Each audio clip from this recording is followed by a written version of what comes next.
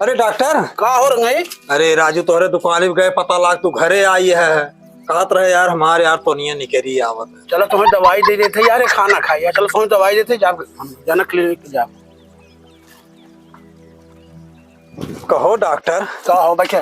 बैठ न पाओ भाई हम इतना राजू राजू हम डाइट पर ही तब सरवा निकेरा चलावत बहरवा हमार। जब दवाई न लेवत का होए, अरे तुम्हें दवाई दे देते 10 दिन के जाना।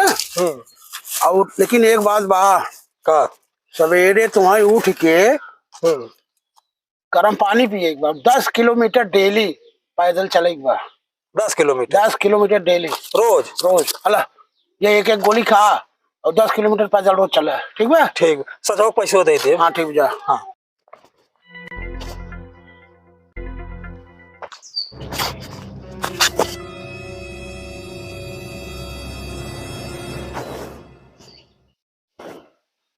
Hello doctor.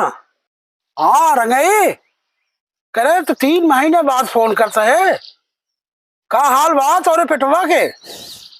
अरे डॉक्टर पेटवा तो राजू पचक गए लेकिन तुम्हें बताए रहा कि रोज सवेरे जोन बाहर 10 किलोमीटर चले के तो हम तो लगातार सरबत चलत ही और चलते चलते आई गए है पाकिस्तान।